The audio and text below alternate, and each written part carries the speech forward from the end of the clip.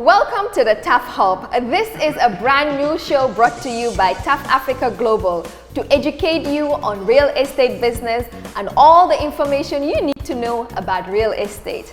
After 45 years of construction and real estate development in 8 African countries, it is time to share my experience, and it can only be done in the TAF Hub. We will be inviting experts who will give you facts and the right regulations on real estate development. Join us every week on our social media platforms for an exciting show. You can also watch us on JRTS TV every Sunday at 8:30 p.m.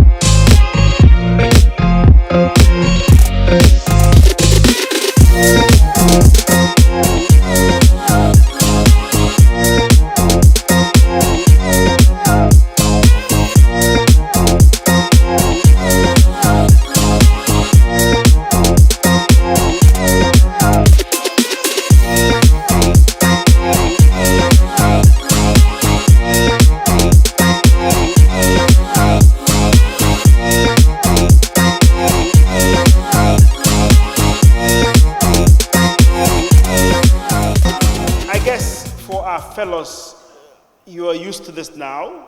This is our what? Which number are we on now? 8. So we have 2 today, it will be 10. No, we have 3 left after this, and it's 12. We have passion, innovation, and honesty. So 3 left. So we've done 9. Today we've done 7 plus these 2, that'll be 9. But anyway, welcome again to this session, and today we have a lady in front of us. We try to be gender balanced. We've had quite a number of ladies who's been, on this podium talking to you people. And I think they did justice to their topics, and they spoke very well, and they also inspired you. That's the reason why we have asked Madam Njilan Senghore to be here today. Normally what we do, Njilan, we ask you to introduce yourself, because by doing so, you will help inspire these young ones. Very briefly, where you started, what you've done, to where you are. But I'm proud to introduce her because Madam Senghore is the managing director of one of the leading banks in this country, if not the leading bank. That's Trust Bank Gambia Limited. And Madam Senghore started with the bank as financial controller, head of the finances of the bank, and then later she was the deputy managing director, and now she's at the very top. We are quite inspired because I've worked with her. I sat on the board of Trust Bank for 18 years. And as you know, I am a father of 5 girls and with 5 sisters, mashallah. So every time I see a lady who's doing well, I support them. And that's why I've watched Njilan in her development, not only at the bank, but during her professional career. And I will tell you that she will do justice to this topic, and you should not only listen to her, but also look up to her, because it's out of confidence that she was able to find her way to where she is. She has worked on herself, and shown good values of leadership, and that's what you guys are being trained upon. So on that note, Madam Senghore, Madam Jeng, let me stay at Madam Jeng. I'm sure you prefer. Yeah. I'll get me to get used to that one. So the podium is yours. You've got these young ones who we're trying to train them in leadership values. And I think they need to listen to, good success stories like yourselves. So the podium is yours. Thank you very much, Uncle TAF. Good afternoon, everyone. Good afternoon to my fellow invited guests. Good afternoon, Uncle TAF and TAF Global Leadership, team rather, I meant. You see, I'm already talking about leaders. And good afternoon to our future leaders. I like to use the word leaders a lot because I think mindset is something that is very, very important. As suggested, I will start by introducing myself. My name is Njilan Senghore. I was born, bred, and educated in this country. I started my career 24 years ago. So my climb up the corporate ladder has been for over 2 decades now. I started as an auditor, Deloitte & Touche. I'm not sure whether you've heard that name before. And then I joined the bank in 2007, so I've been there for 15 years. I started as the general manager for finance and admin, and then I was deputy managing director, and as Uncle Taf said, I am now the managing director. First female managing director, may I add.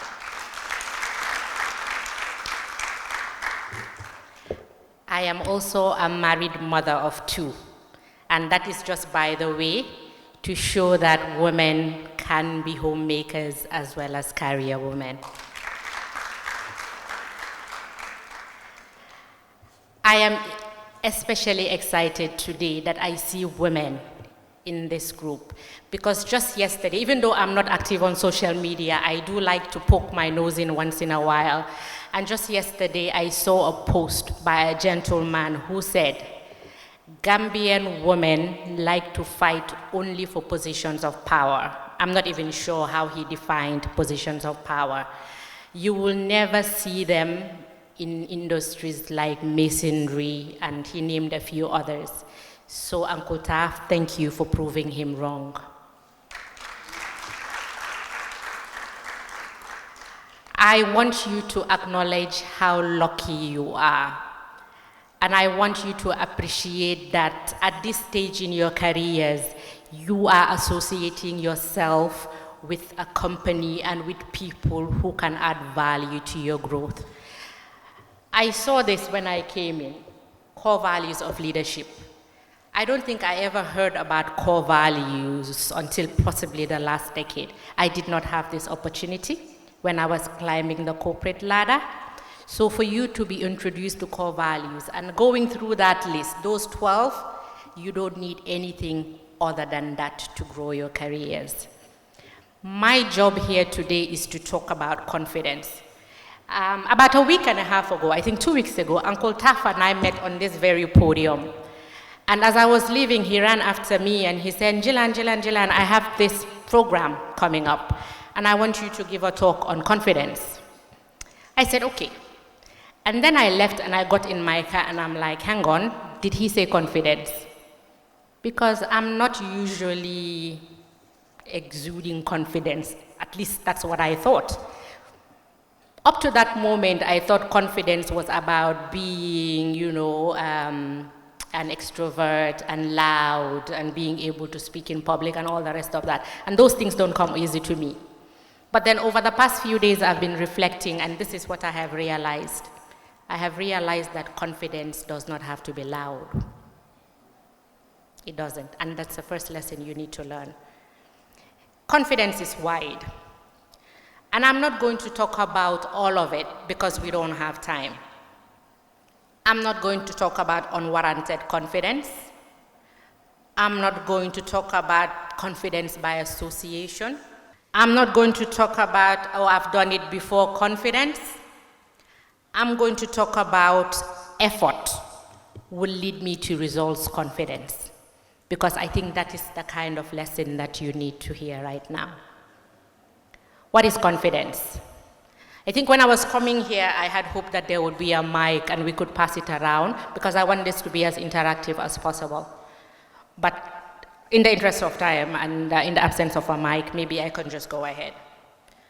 Confidence, self-confidence, is quite simply believe in yourself.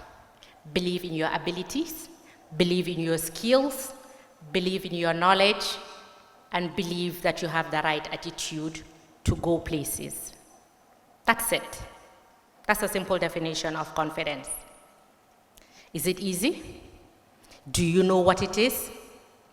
Like I said, is it loud? Is it quiet? We will talk about all of those later on. Confidence means that you are self-assured, you are sure of yourself, and you believe in your abilities. If you don't believe in yourself, why should anybody else believe in you? That's the question I want you to ask yourself. Confidence means that internally, when you do your self-assessment, you can give yourself a tap on the back and say, yes, I'm doing a good job. Yes, I can do it. Yes, I am going to go places. If you don't believe that, nobody else will believe it. In this country, and I'm going to say this one in Wolof, because it's my favorite saying in Wolof. There's a saying, and it goes, Kutama di doh di gestu, danu daf ko yomba. And when you keep falling, dogawa ega for them. Have you heard it before? Yeah. So what does that mean? There's a lot going on in our society, especially now in the area, in the days of social media, that can knock your confidence and drag you down if you let it.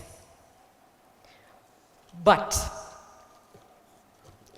if you believe in yourself and you can ignore all the opinions and all the bad vibes around you, if you are fearless and you know that you are in a room full of academics and all you have is your high school diploma, but you feel confident enough to be able to hold a conversation, then it means you know what you want and you will be able to go after it.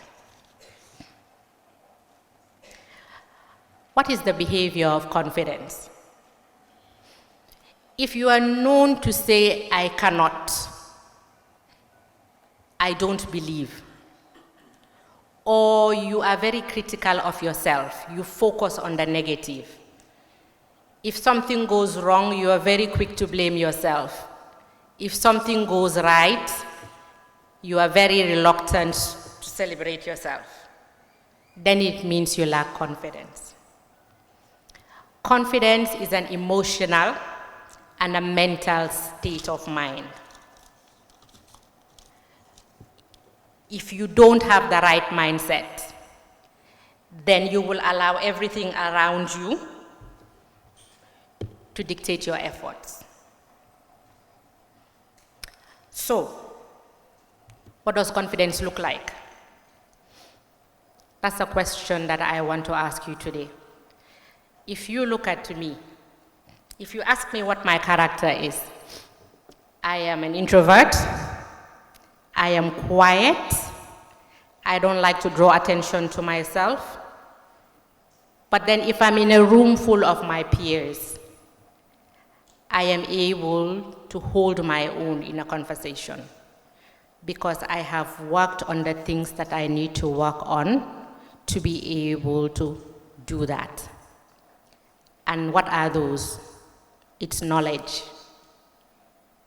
You need to be knowledgeable about your chosen career. And that is why you're in training, right? So that you can develop the knowledge. Isn't it? Yeah. You need to be very skillful. It's not just what is up there, but it's how hard you work. And then you need to have the right attitude. If the attitude is wrong, then knowledge and skills will probably not count for anything. Okay? Confidence also means that you are humble enough to accept a point of view that is different from your own.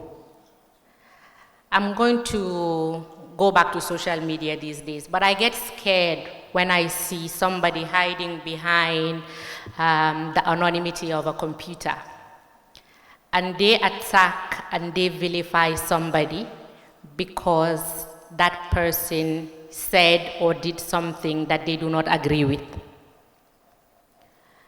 But that person did. Yeah? The person did. What did you do? So if you don't do, but you're constantly attacking, and you feel that you know it better or you know it all, I'm sorry, that is not confidence. That is cockiness and arrogance. Confidence, like I said, is quiet. But being shy and being quiet and being an introvert does not mean that you do not have enough to keep people captivated or to believe in what you can do. Confidence means that you have the strength to go the entire hog along your journey. You do not have to have the strength to start a journey, but you have to understand that your strength is going to be gained during that journey. So you may fall along the way, you may have obstacles along the way, but you have to keep getting up and you have to keep moving. That is what confidence is. Sometimes it's difficult, it looks like it's insurmountable, but this is what I do.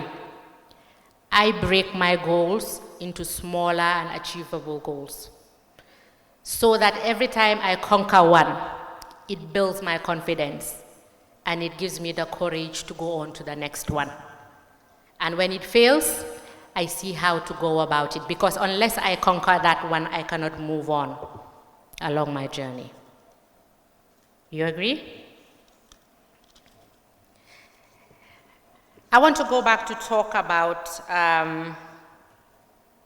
different types of confidence here, and how sometimes we allow ourselves to be motivated by how other people perceive us. I talked about different types of confidence, and one of those was confidence, unwarranted confidence. Don't you feel that sometimes people believe that they went to a better school than you, or they are from a, in quotes, better background than you, and therefore they should know better? And you feel intimidated by those facts, to the point that they disrespect you, they disrespect what you have to say, and instead of following your plan, you derail and follow them because you think they're already successful. Eleanor Roosevelt said it best: nobody can make you feel inferior without your permission. You should refuse to give anybody permission to make you feel inferior. If you believe in yourself, believe in your abilities, somebody else's journey should not concern you. Not all of us can be the same thing.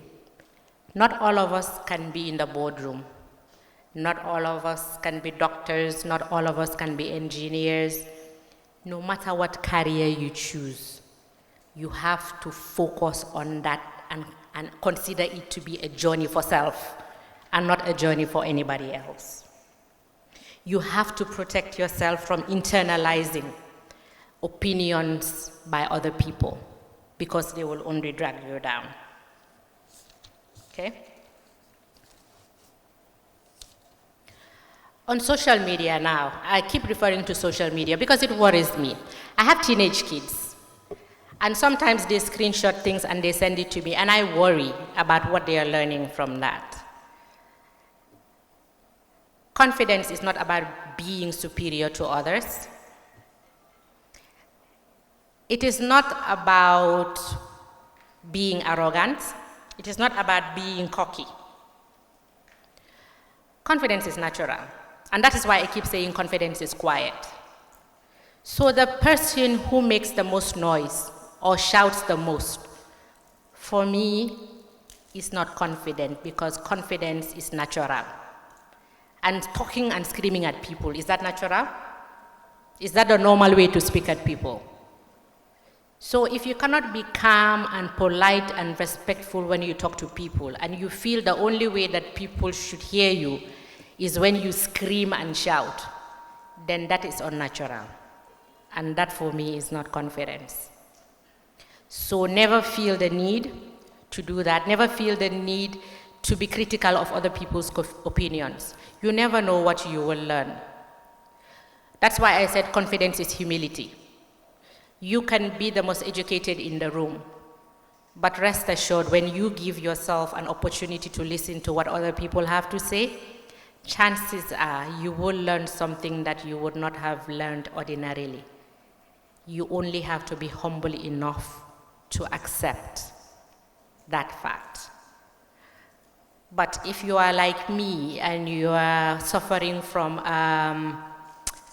what do we call it? Delusions of grandeur. Sounds like a big word, but we see it a lot. And you feel that I am at a higher status, or I have a better job, or I have a better qualification. Why should I listen to somebody else who has less? Then it's unfortunate, but you will lose a lot. Confidence is a journey, one that you have to grow with. And I said earlier that when Uncle TAF told me that I was going to talk about confidence, I wondered if he was trying to use reverse psychology to build me, because that's the role he has played with me all my career. So I thought, yeah, it must be reverse psychology because of all the things that he could have asked me to speak on. Why confidence?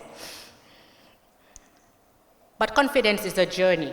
And I think I've been on that journey for the last 24 years since I started. 24 years ago, you could not get me on this podium to talk to 2 people in the room, talk less of a room full of people. 24 years ago, you could not get me to do TV interviews or radio interviews. But it is something that I have worked on throughout my career, because I understand that in a leadership position, other people will depend on you. They need to hear your story, because you never know who, by listening to your story, will be motivated and will find some additional strength in your journey to be able to deliver the same. So don't feel that you have to have all of the confidence that you need to achieve a certain level of growth. You work on it bit by bit. You conquer your fears. If there's anything that you feel is not coming naturally to you, it should not be a deterrent. It should be a challenge on you to work on it bit by bit. And when you conquer that one, then you move on to the next one. And so the story goes. You never stop learning. You never do. Never be apologetic about your success when you get there. I know sometimes people are very negative about lifestyles that you display and so on, without understanding that for you, it was a journey that culminated into your ability to get there, and therefore you owe nobody an apology for the things that you do. Why should you? If I have the same opportunity as the next person, I use my opportunity to get to somewhere that I need to be. Why should I be apologetic because I am doing things that somebody else is not able to do? So if you see your $500 shoes that you want to buy, confidently do, and don't be apologetic about it. Okay?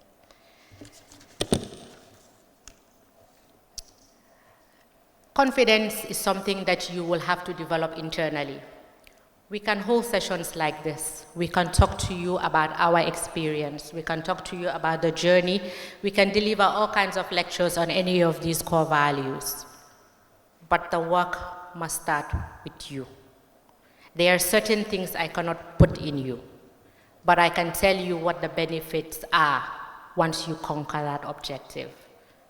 So I ask that you have a moment of self-reflection every now and then, and remind yourself what you want to do, where you want to go, and how you want to get there. I want to encourage you to mix and associate with like-minded people so that you can learn from them. then it will not be so challenging because you see live examples of people achieving the levels of success that you aspire. So that is something that is very important, and I think this is an example that you have already started that process. A lot of people can have this opportunity, but they have chosen not to. They have chosen to associate with people who are not following your path. So I think I want to congratulate you already on taking that necessary first step. Okay. I have a list of motivational quotes here. I'm not going to go through all of them, but I like a few of them. So I'm going to quote a few. Oprah Winfrey said, "You become what you believe, not what you think or what you want. Confidence starts with accomplishment." You have to accomplish something, and this is an accomplishment. It builds you, it gives you confidence. Then you move on to the next step. But you have to accomplish something. You cannot say, "I am confident," when nobody has seen anything that should make you confident. I call that unwarranted confidence. There's another saying that says, if you have no confidence in yourself, you are twice defeated in the race of life. With confidence, you have won before you even started.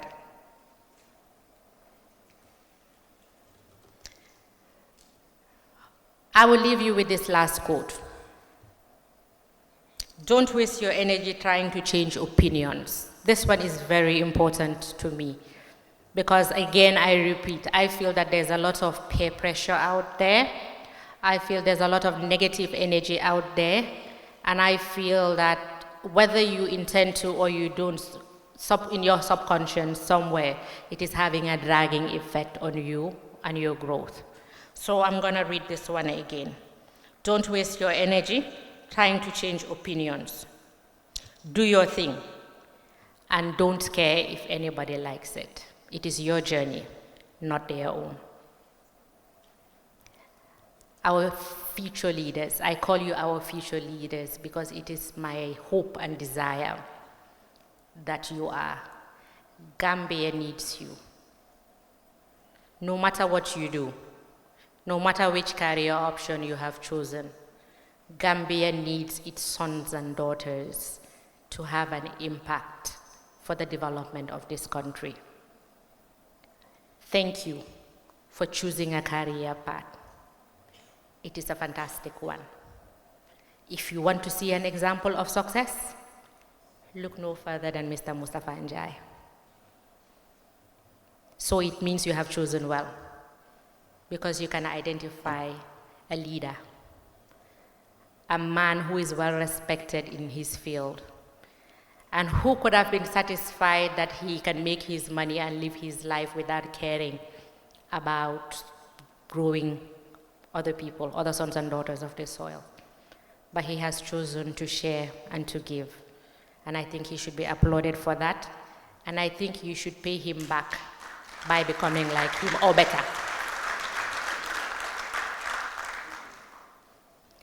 On that note, like I said, confidence is very wide, but I cannot summarize it any more than believe in yourself. Believe in your ability, believe in your knowledge, and believe that the attitude, and attitude is very important, that the attitude that you have will get you to the top. Thank you very much.